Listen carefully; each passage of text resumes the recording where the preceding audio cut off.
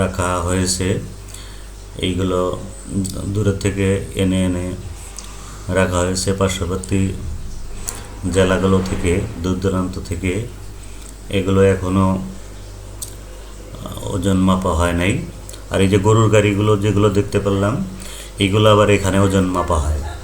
ওই যে দাঁড়িয়ে আছে এই যে ঘরটা, এইখানে দূর থেকে আইসে এখানে দাঁড়াইলেই যে কৃষক তার ওই পরিমাণ অর্থাৎ 30 মণ ঠিক মতন দিয়েছে কিনা, এই যে ওজন হয়ে গেছে।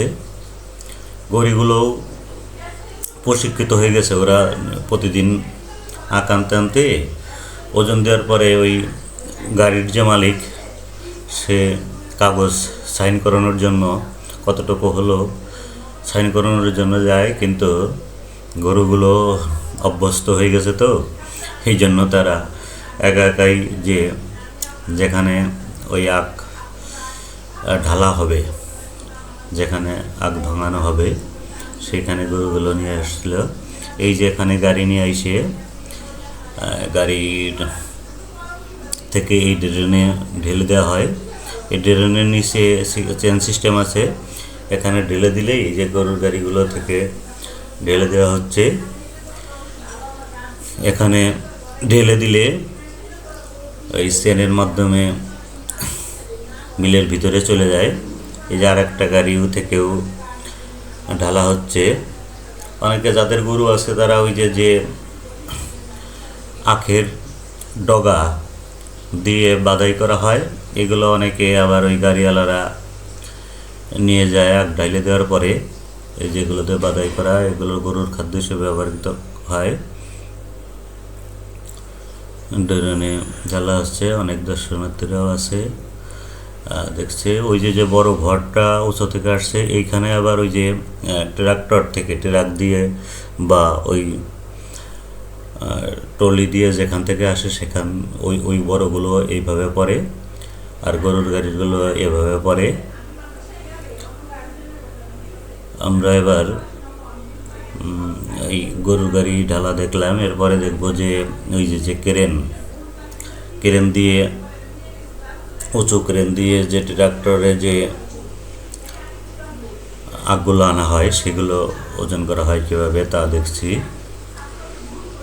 এখানে অনেক বড় একটা কর্মযোগ্য, 24 ঘন্টায় চিনির কল চালু থাকে, মিলটা চালু থাকে।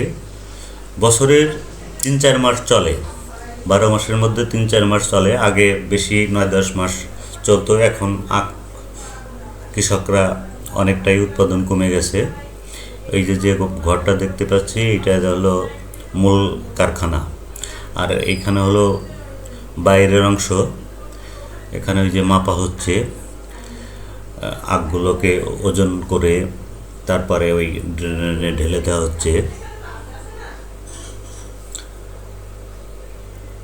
এই এখন তো বিকেলবেলা, শীতের দিন, একটু আবহাওয়াটা ঠিক ছিল, কিন্তু অন্ধকারাচ্ছন্ন পরিবেশ হয়ে আসছিল। ভিজিটিং আওয়ার থেকে 3টে থেকে 5টা পর্যন্ত। তো আমরা বাইরের অংশটা দেখলাম কিভাবে ওজন মাপা হয়, কিভাবে কী করা হয়। এরপর আমরা মূল যে চিনি উৎপাদন হয় যেখানে, সেই কারখানার ভিতরে প্রবেশ করব। এই আমরা কারখানার ভিতরে প্রবেশ করলাম। অনেক পুরনো মিল এটা, সুগার মিল, ফরিদপুর চিনিকল, অনেক বড়। এই যেখানে ওই আখগুলো গুঁড়ো গুঁড়ো হয়ে যাচ্ছে, মেশিনের মাধ্যমে গুঁড়ো গুঁড়ো হয়ে এই চেন সিস্টেমের মাধ্যমে এক জায়গা থেকে এক জায়গায় যাচ্ছে। এই ভিতরে ঢুকলে বোঝা যায় যে একটা বিশাল কর্মযজ্ঞ, মানে প্রক্রিয়াটা অনেক লোয়ালক্ষর।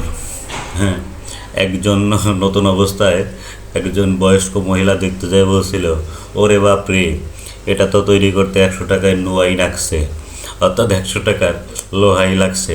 সে মানে আগে তো টাকার অনেক দাম ছিল, সেই কথাটা বলছিল। তো এই যে বিভিন্ন চুল্লি, তারপরে অনেক পুরনো হয়ে গেছে। আমরা ছোট সময় দেখছি উনিশশো চুয়াত্তর সালে মিলটি কারখানাটি প্রতিষ্ঠিত হয় 1974 সালে।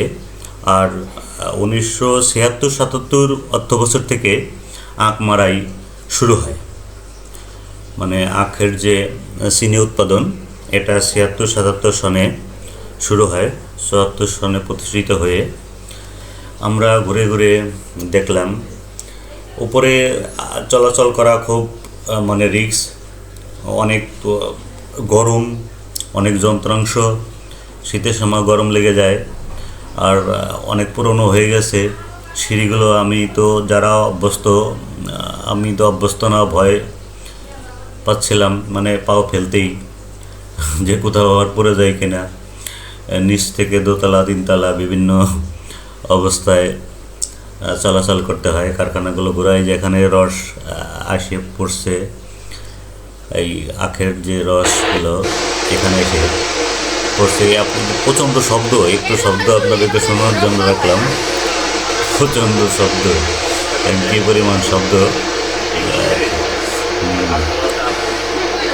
অনেক শব্দ। এই যে দেখছি যে এইগুলোতে এই রসগুলো জাল হয়।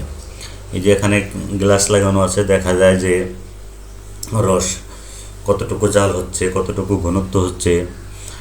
যারা চাকরি করে, শিফটিং ডিউটি, দিনের বেলা রাত্রের বেলা 24 ঘন্টায় চলে। যখন একবার মিল চালু হয় তখন আর বন্ধ হয় না, একেবারে আখ শেষ না হওয়া পর্যন্ত। এখানে যারা চাকরি করে, কর্মচারী কর্মকর্তা, সবাই এদেরকে সরকারি চাকরি।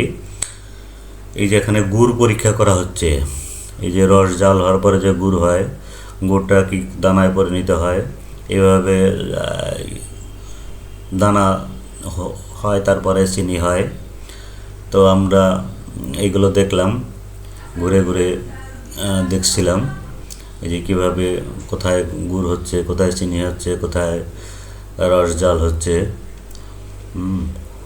আমরা এই যে বিভিন্ন জায়গা আছে এখানে, গাদ বলে, মানে রসের যে উচ্ছিষ্ট অংশ। এই যে এখানেই সর্বশেষ চিনি, এই যে চিনি উৎপাদন হয়ে গেছে, চিনি পড়ছে। এই যে এখানে আসে গুড় জাল হয়ে, সর্বশেষ এখানেই বস্তা প্যাকিং হয়। সবার জন্য শুভকামনা, ভালো থাকবেন, ধন্যবাদ।